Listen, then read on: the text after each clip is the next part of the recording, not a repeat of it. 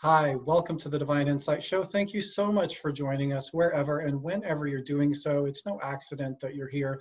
I am so thrilled today to introduce you to this week's guest, Dr. Dawson Church. Dawson is an award-winning author, thought leader, and famed researcher who is here today to talk about his newest book here, Bliss Brain. And in it, he digs deep into leading-edge neuroscience, finds stunning evidence of rapid and radical brain change. He's proven how anyone can, when using the right techniques, literally produce measurable changes in our brains to help us be calmer, happier, and more resilient. Dawson, thank you so much for joining me. Welcome to the show. Travis, wonderful to be here again. Thanks for having me. You bet. So let's start out with what might be the most obvious question at first blush. Given the times that we're living in, what was the inspiration for this book at this time? You know, it was the discovery that, my personal discovery, that I was getting happier and happier and happier, and really wanting to investigate why, then looking at the research into the brains of happy people.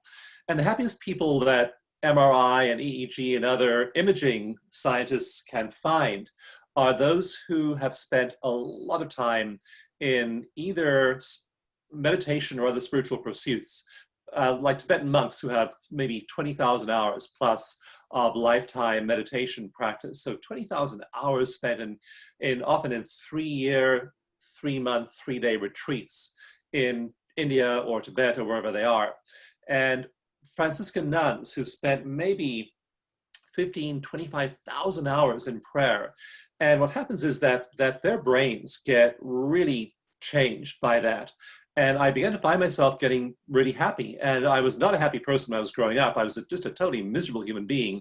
When I was like 15, 25 years old, I got a little bit happier like 30, 35. I mean, I wasn't a total schmuck, so I took psychology classes. I went and lived on a spiritual community when I was 15 years old and learned meditation, learned healing touch, things like that.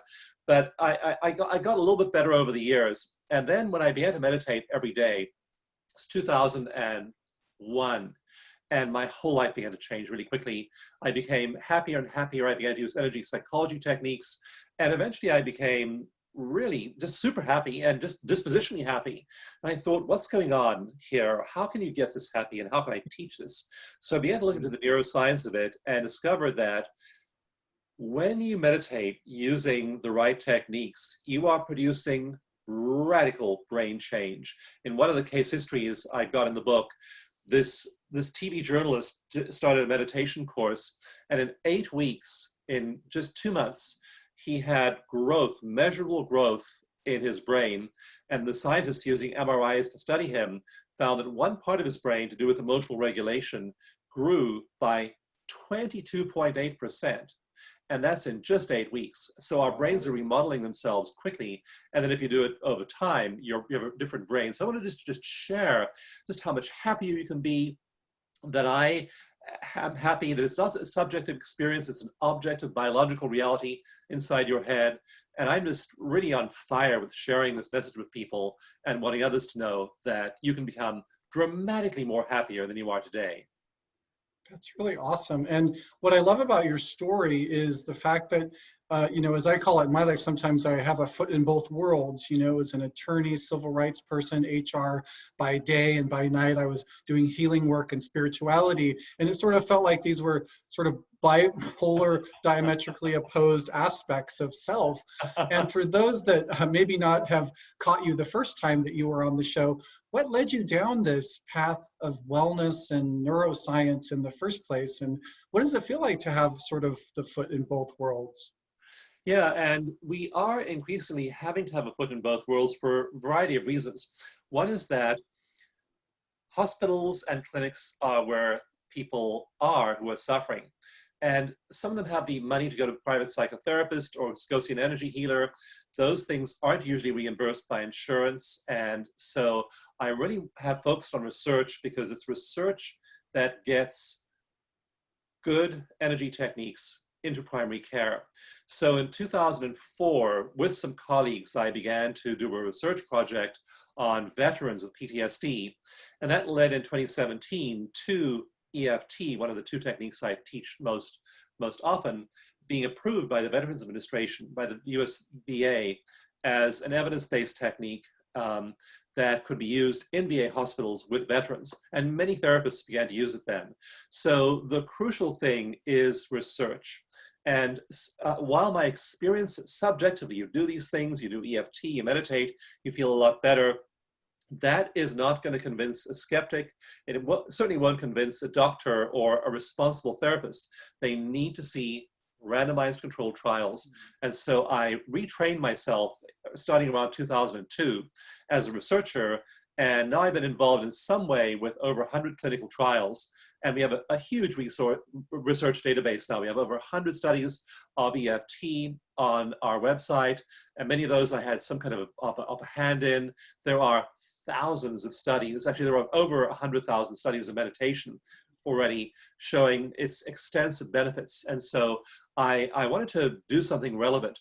So I did several things. I began to do research, raise money, to gather research teams together, and initially do very simple studies like questionnaire-based studies where people fill out a happiness questionnaire or a stress questionnaire or an anxiety and depression questionnaire.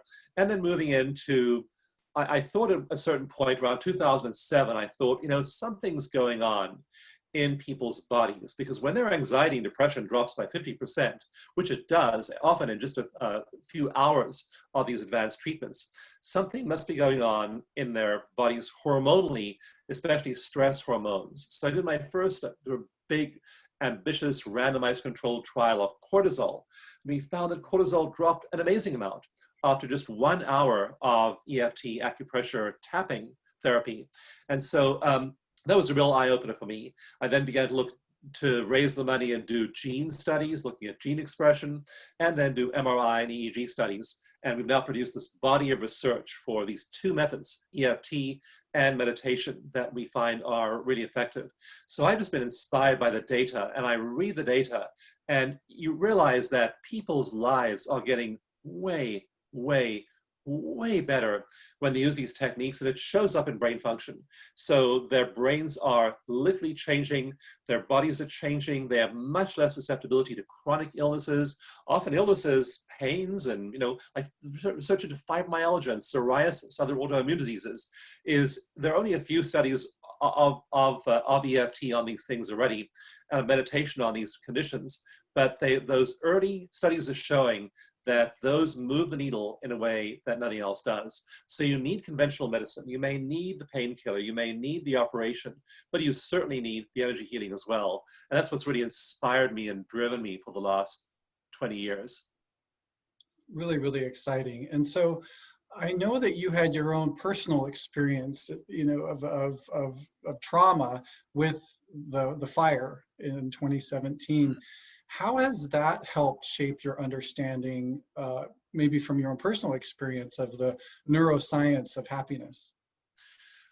Well, the fire was a shattering event, and research shows that after shattering events, many people go on to develop PTSD. They're having flashbacks, they're having nightmares, they're having intrusive thoughts, they can't stop thinking about them, they're hypervigilant. And so that certainly was where I was right after the fire. I mean, it wasn't like I was just totally emotionally neutral around it all. And the fire happened very quickly. There are these wildfires that sweep through California in the fall every year, and they're usually most intense around September, October, because there's no rain usually in California, most of the West Coast, between around May and around October. So everything gets really dry. Then there are these heat waves, and then just the smallest thing can ignite a conflagration. And so we have this cycle now with global warming as well, where these fires are becoming hotter and more intense. And in October of 2017, one of those nights, hot nights, at the end of a long dry period, I woke up, my wife was shaking me awake, and I looked over at the alarm clock and it said 12:45 a.m. And my wife said, something's really wrong. I looked out the window, I see a glow on the horizon.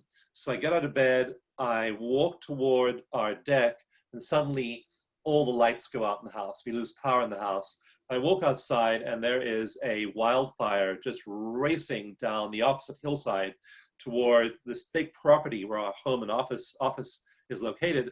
And so I yelled to my wife, we're getting out of here right now.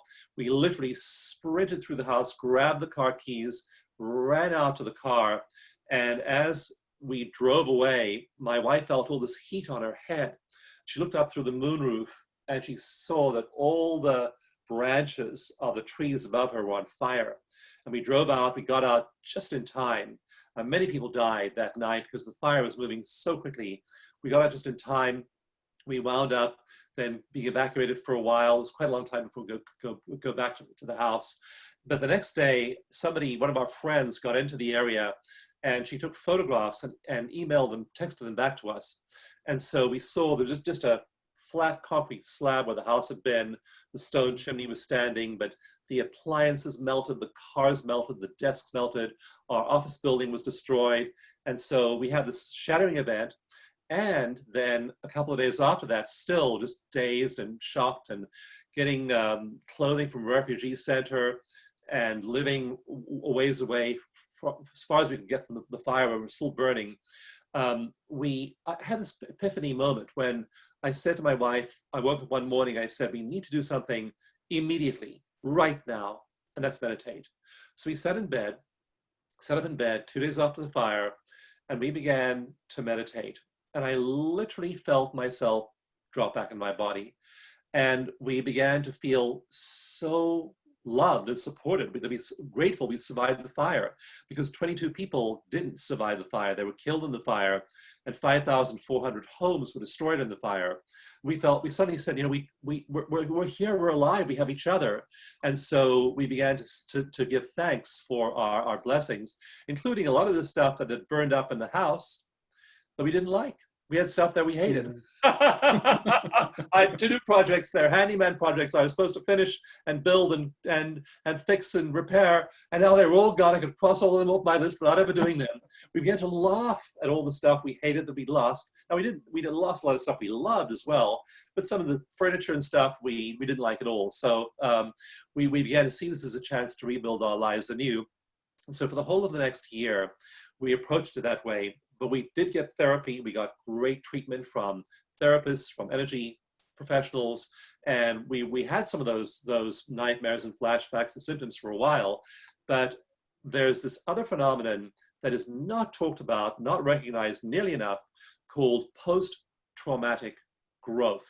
And about 2/3 of people who go through a tragedy like that don't get PTSD. They instead go on to grow. They grow in their consciousness, they grow in their awareness, they grow in their joy, they grow in their gratitude and appreciation. So for 2/3 of people, those shattering experiences actually produce growth.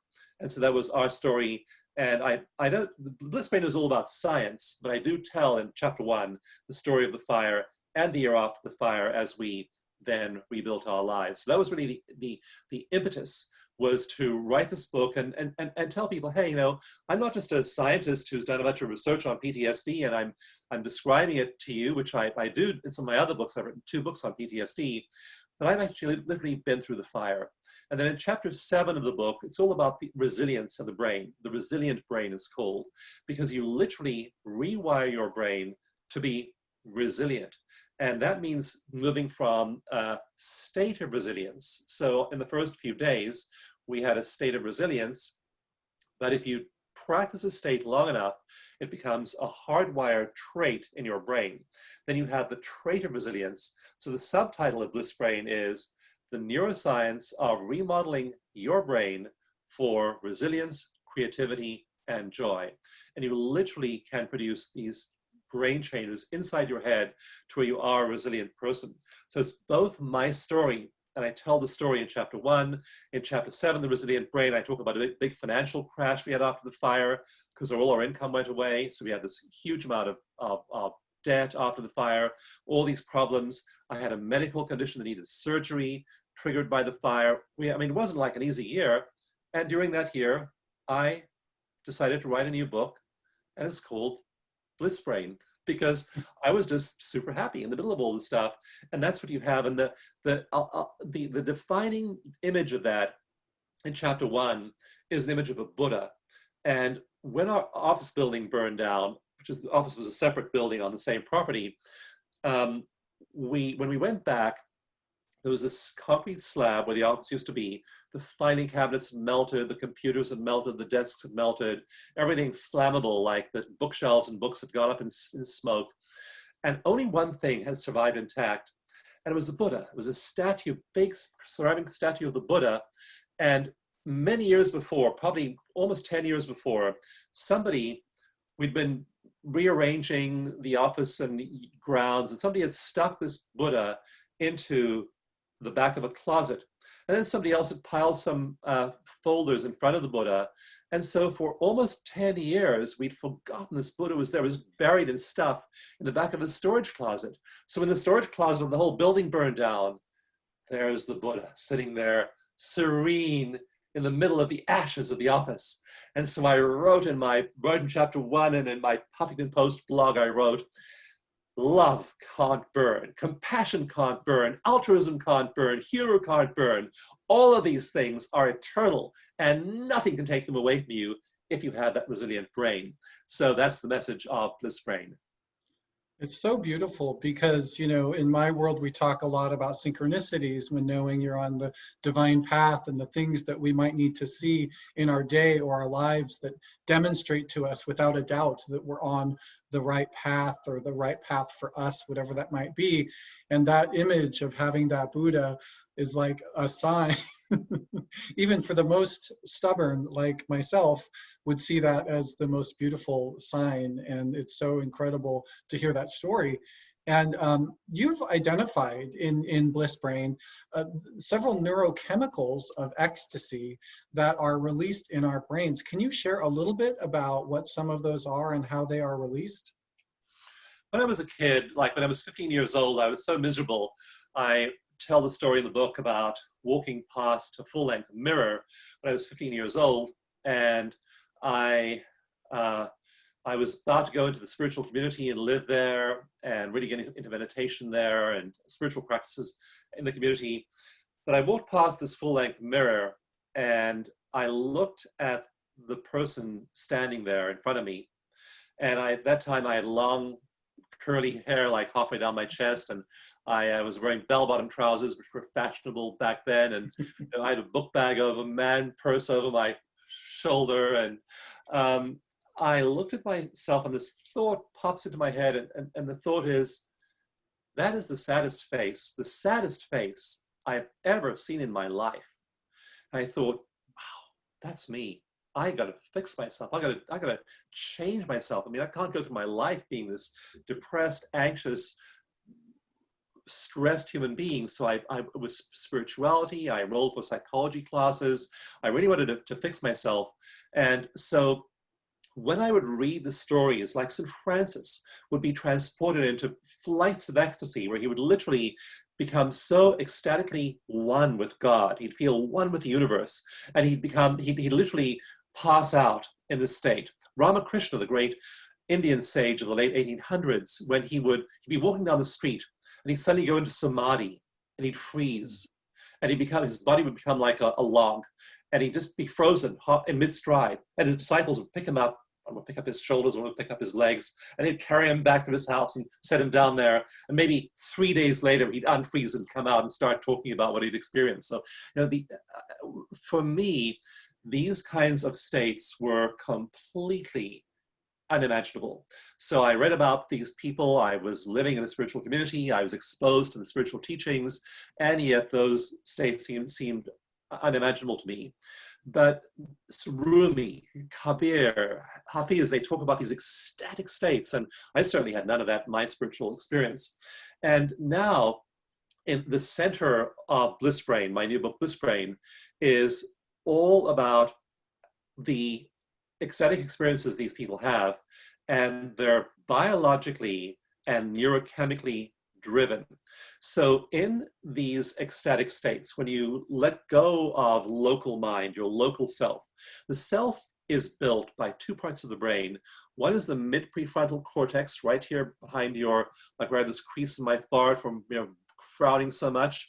That's part of it, mid-prefrontal cortex. In the back of the brain, there's the posterior cingulate cortex. And these two poles of the brain construct your sense of self. They build your sense of self. And your sense of self, of who you are, is usually one embedded in suffering. Most people, there's a big Harvard study, which I talk about in Bliss Brain in chapter 2, the whole chapter 2 is about this, that sense of self we build is usually an insecure sense of self that suffers and worries a lot. And so what we find in these adepts, in these Tibetan monks, Franciscan nuns, Native American shamans, people from South America who practice shamanism, faith healers, people in Pentecostals who speak in tongues, we find that these parts of the brain shut down. Another part of the brain that shuts down is the parietal lobe, and that parietal lobe locates you in time and space. So I can reach out here and pick up my water bottle over here. I can do it, I'm looking at you, and even without looking at the water bottle, I can pick up the water bottle and hold it up because my parietal lobe is locating all the stuff around me in space.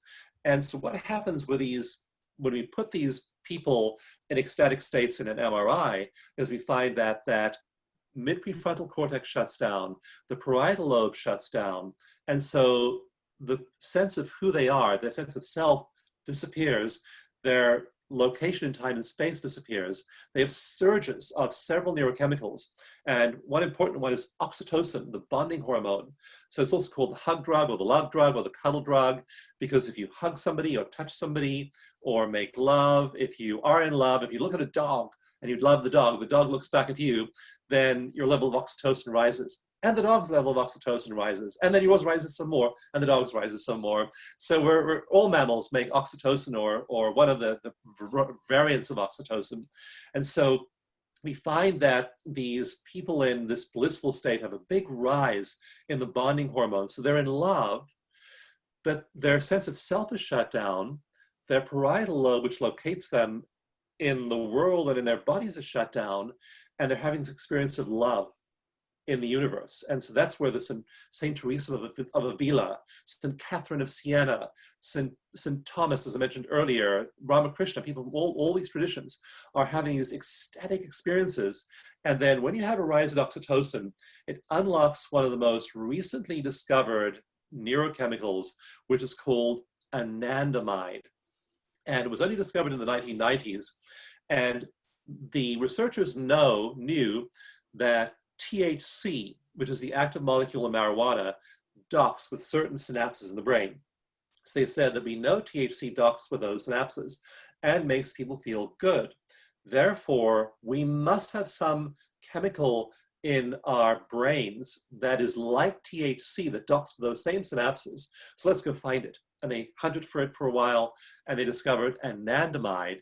And they call it anandamide after the Sanskrit word for bliss. It's the bliss molecule. You are totally blissed out. It's like having a big hit of marijuana. I mean, you basically are essentially getting a lot of marijuana.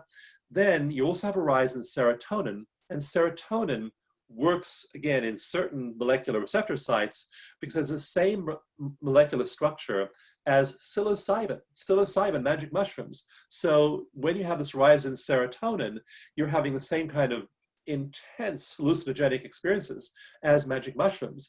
You also have a rise in dopamine. And dopamine is your reward neurotransmitter. So cocaine, heroin, smoking, chocolate, all of these produce a rise in dopamine. So there you are, you're sitting in meditation and you're doing meditation. You have to meditate in a really specific way to trigger these responses. But then you have this happen in your brain. You then are having these surges of oxytocin. You're also then making lots of serotonin and dopamine, huge amounts of anandamide, and you are totally blissed out. That's when you go in a samadhi-like state with your parietal lobe shut down, your mid-prefrontal cortex shut down, and you get the 7 most pleasurable neurotransmitters and hormones flowing through your brain and body, and you feel absolutely stoned. You do. I finish my meditation, I open my eyes, look around me, it's like, what planet is this? Where am I? This is, well, I got a body up here. It's like you are so out of it. Takes you a while. I usually go for a walk or a bike ride or something like that after meditation, just to hold that state and ease my way. I can't go look at my email inbox, and God forbid I would look at the news in that state. So you got to do something to kind of ease yourself in. But that's really the core of Bliss Brain, is how to trigger these 7 neurochemicals of bliss in your body and your brain. They're highly addictive. And so once you've done this kind of meditation that I talk about in chapter 5 of Bliss Brain, I also have little links throughout the book. It's called the extended play resources. I can't obviously give you a website in the book or music in the book. So I give you all of these beautiful meditations and things through the extended play sections of each chapter. And then you go and do this meditation. And often people who do it the first time, they unlock these neurochemicals and they are just hooked. One woman, one of my live workshops walked up to me and said, Dawson, I decided to try a meditation for 30 days after I read about it, and I tried it I said, I'm going to do it every single day for 30 days. I said, I'm so glad it inspired you to do that. I said, and what day of the 30 days are you on right now? She said, oh, I'm on day 97 because I didn't want to stop. And you can't. You get so addicted to pleasure, to the joy of that, and the creativity, joy, happiness, productivity, resilience it unlocks, that you're highly motivated to keep on doing it. Yeah, and it's really that form of experience for people. It's so great because, you know, the alternative that a lot of people turn to, not because they may intentionally want to, is sort of more an addictive patterning way where they get the response, but from an external source, drugs, alcohol, their phone, all of these things that can release similar or the same neurochemicals in the brain. So being able to do it with your own process is so powerful. And you've been able to show that meditating for just 12 minutes a day for 8 weeks can have dramatic effects on the brain, mood, improving creativity, resilience, and joy. Can you talk a little bit about how that works, and for people who've never meditated before, where to start? Yeah, so I try to answer a lot of questions in the book, like what kind of meditation is effective? And the answer is that certain kinds are more effective than others. And I'm not coming at this from a religious or spiritual or ideological point of view. I'm coming at it purely from research. It's like, what does research tell us about this? And certain things are more effective. Also, how long do you need to meditate? Exactly how long? So you'll hear people say, well, I think it's half an hour. I think it's an hour. I think it's an hour and a half. I think it's 10 minutes. Well, science tells you exactly how long you need to meditate for to start to have effects. Is there a maximum amount of meditation that you need beyond which meditation's effects may not be that beneficial to you? So there are all these questions like this, and I went into this not knowing the answer to any of them. I just said, what does the science show us? And I read tons of studies, and I read tons of books, and I extracted all this down into a really practical set of steps you can actually do yourself. And then I also put it all in ordinary people's language with lots of stories and analogies. So I wanted to make the science really understandable to you. And so the minimum effective dose, which is a concept from medicine, I say that, just for example, if you have a headache, you can take 2 aspirins, it'll take away your headache in maybe 10 minutes. Does that mean if you take, rather than 2 aspirins, if you take 20 aspirins, is that going to be 10 times as effective? And the answer is no, it won't be. So you need 2 aspirins and 2 only. And so what's the minimum amount of meditation you need? And the answer seems to be that it's about 12 minutes. If you meditate at 12 minutes or so, that research shows in some studies measurable changes in the brain. Now, when I talk about changes in the brain, just think about that for a moment.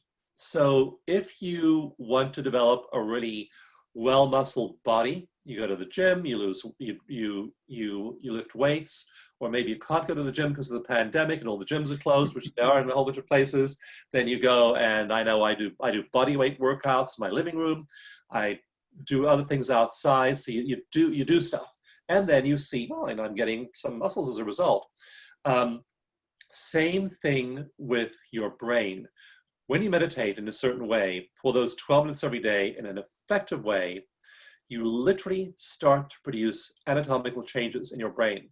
And I just want to really emphasize this. These are not imaginary. These are not hypothesized.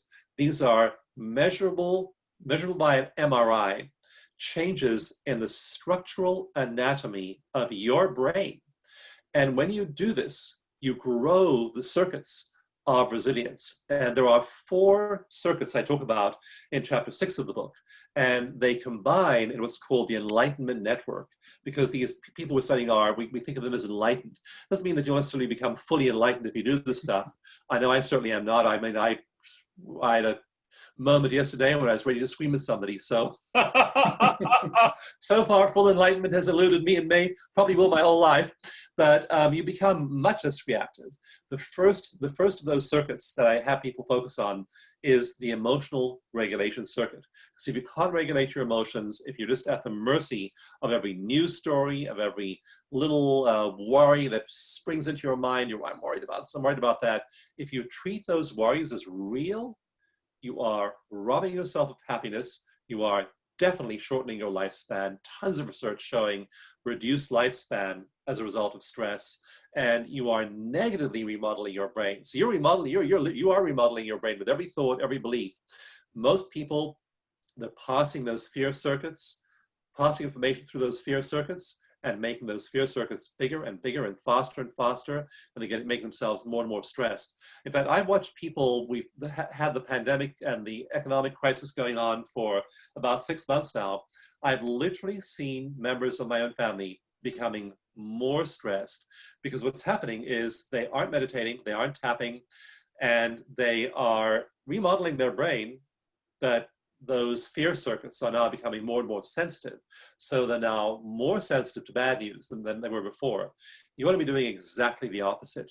And research shows that people with positive mental frameworks of various kinds, altruism, kindness, optimism, joy, they live on average 10 years longer than people who have negative characteristics. Another study showed that people who have negative thinking have a higher amount of Alzheimer's plaques, beta amyloid plaques forming in their brains. And the more your degree of negative thinking, the greater the amount of Alzheimer's. So your negative thinking is literally creating Alzheimer's plaques in your brain.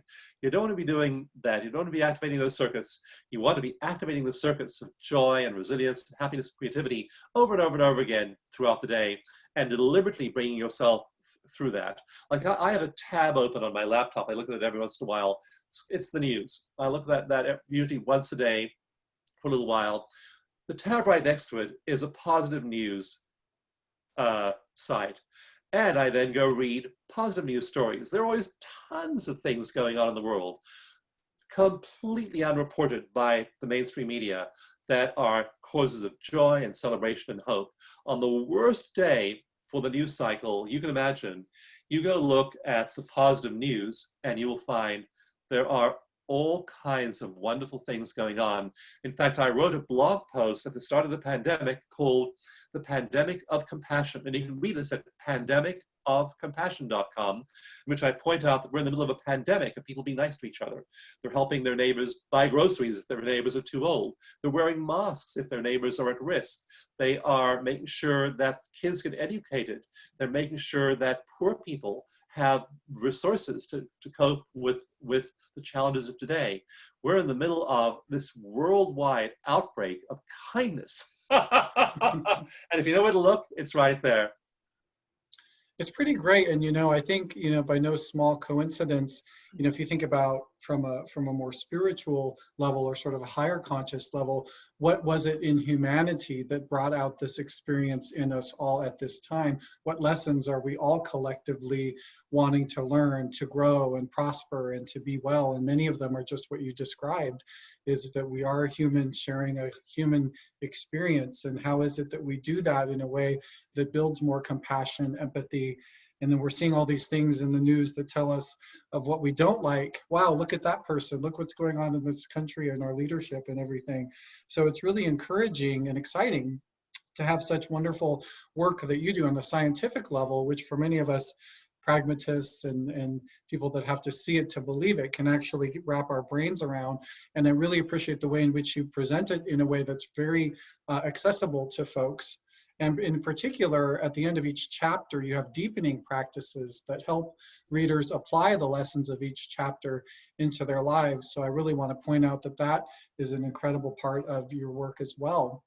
And as we come towards the close of the show, I'd have like a million more questions for you if we had the time.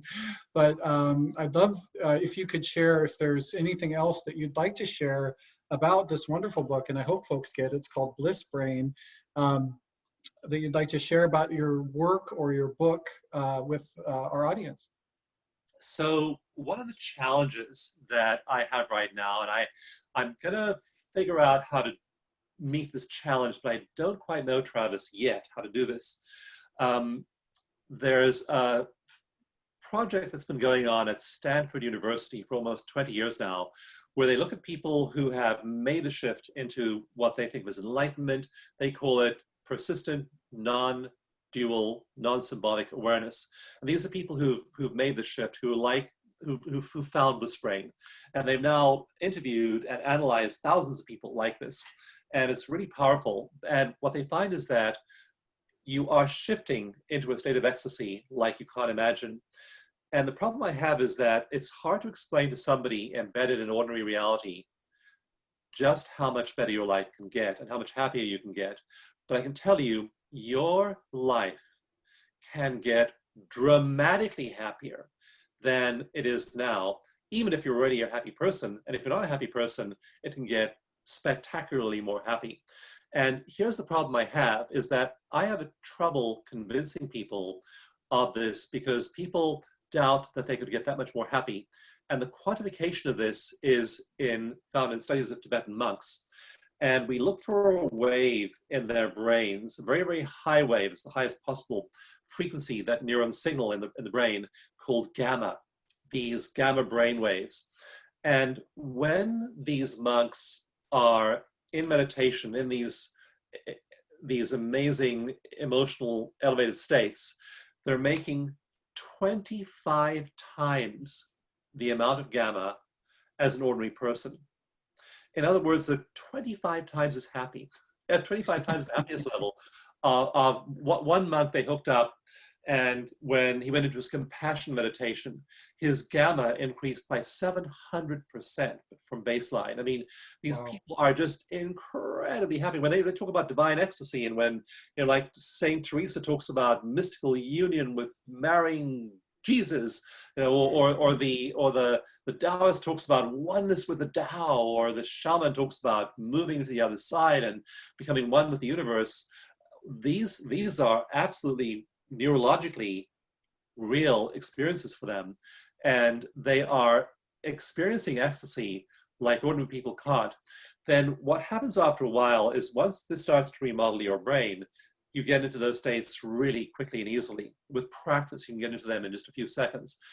In some of these studies, they tell the monks that they're about to move into meditation, hook them up to the MRI and say, no, we're going to move into meditation, and within one second, they're in this Bliss Brain state of extreme happiness. So that's the big message here of Bliss Brain, is that I don't have a perfect life. 30 years ago, one of my children died. Little baby died. I had my house burned down, obviously. I've had a physical disability my whole life, which triggers a fair amount of physical pain if I'm not careful. I've had, after the fire, we had a financial crash. I'd have an operation. I mean, it's not like I've had a perfect life, but what you can learn to do is be resilient and have this inner source of joy, like the Buddha and the ashes, that nothing can take away from you. And just believe me, read the book and look at the research that shows that these people are 25 times as happy, and that within just a few weeks of training, a few minutes each day, you can start to produce the brain changes that get you there. How long does it take to get you there fully? We know from an MRI study I did, not published yet, but it's going to be published in a big scientific journal soon. But we know from one of these studies that 4 weeks listening to my meditation track that I give out for free all over the place, we know that people have structural changes and functional connectivity changes in their brains. The selfing network, the part that builds the self, the mid prefrontal cortex, just goes dark, shuts down, has a big drop in its level of activity, and the compassion network of the brain lights up. So you can start to feel much better in only 4 weeks. And I want you to know that it's very possible for you. Who knows where you'll go beyond that, but I at least want you to have that experience. So when I'm doing a live workshop, I say, just raise your hand if you will meditate for those 15 minutes or so every morning for the next 30 days, because that's all it'll take to get you hooked on your own anandamide and your own psilocybin, serotonin, and all these great, delicious, this cocktail of Bliss chemicals. So just try it. Do this yourself. Do it for 30 days. You'll feel the differences and open up the possibility of an enormously happier life. Thank you so much. And how can folks find out more information about you, get in contact with you, or find more, get your book, actually? Well, blissbrain.com is the best spot to go right now. Blissbrain.com, and then if you go get to blissbrain.com, we'll also let you know about things like classes. We're doing live classes now that most in-person classes aren't available. We're using a model called active learning to train people in these methods. We're using these state-of-the-art advanced educational processes called active learning for our virtual workshops. So we have lots of workshops happening all over the world. And so take a workshop, dive into the meditation, find somebody to work with. We have practitioners. We have a site, a platform called Tapping Place, tappingplace.com. There you can work with a certified practitioner, trained and certified, and you can work with them 24/7. Whenever you want to, just go in there and on your smartphone, on your computer, just do a session when you're feeling challenged. So blissbrain.com is kind of your access point to all of that right now. And then just start to actively use these techniques that you'll find at that blissbrain.com site. Wonderful. Well, thank you so much for being here with us today and sharing your incredible wisdom and insight with our audience. It's been such a pleasure to have you on again. Travis, I love your spirit and energy, and I'm so thrilled that your book is doing great, and we will just share from our hearts, and those who are meant to hear and who are open to it, I'm sure will join with us in that celebration. Awesome. Yes. And thank you all so much for watching and listening. Very much appreciate your time, and have a wonderful day.